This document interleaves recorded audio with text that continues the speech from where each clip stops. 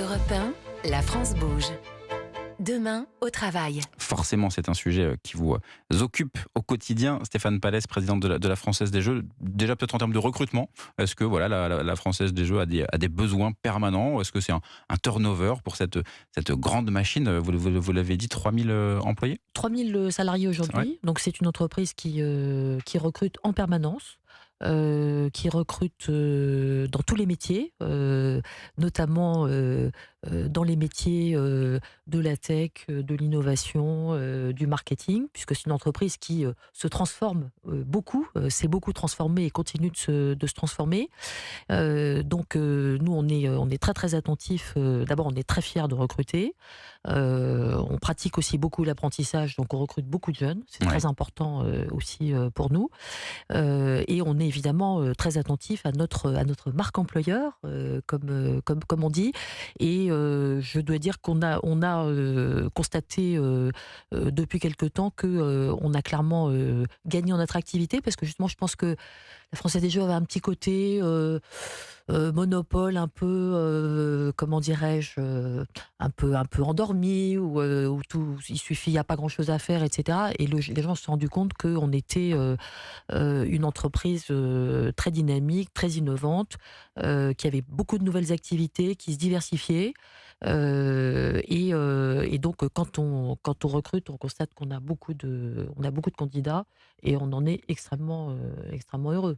Alors, vous n'y êtes pour rien, mais on peut se dire, est-ce que si par exemple je gagne le gros lot, il y a souvent le au revoir président, je démissionne. Est-ce que vous avez des statistiques sur les genres de personnes qui quittent leur travail après avoir gagné un énorme gain à la Française des Jeux? Non, j'ai pas de statistiques, parce que c'est très compliqué d'avoir des statistiques, Vous, parce que vous- vous ne les causez gens. pas de vague de démission, c'est pas vous?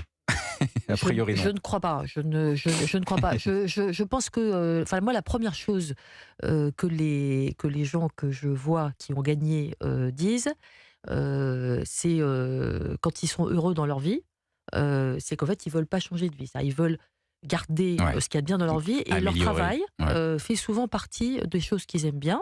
Ça, c'est quand même quelque chose de rassurant par rapport aux choses qu'on entend, parce qu'ils ils aiment bien leurs collègues, ils aiment bien aussi ce que le travail leur apporte Bien sûr. en termes d'épanouissement, de projet, de sociabilité, etc. Après, la vérité, c'est que souvent, notamment quand c'est les grands gagnants, quand même, ils changent un petit peu de vie. Donc, par exemple, j'ai reçu un monsieur une fois qui avait gagné donc 200 millions à Euromillions. Joli. Et donc, il a créé une fondation pour s'occuper de l'environnement. D'accord. Voilà, donc ça a changé sa vie. Bien sûr. Mais Ouais, je veux ouais. dire, c'est assez, c'est un beau changement de vie, parce qu'en fait, Oui. il l'a fait en se disant, lui, effectivement, il n'avait pas besoin de 200 millions. Par contre, il pouvait faire des choses avec qui changeaient la société autour de lui.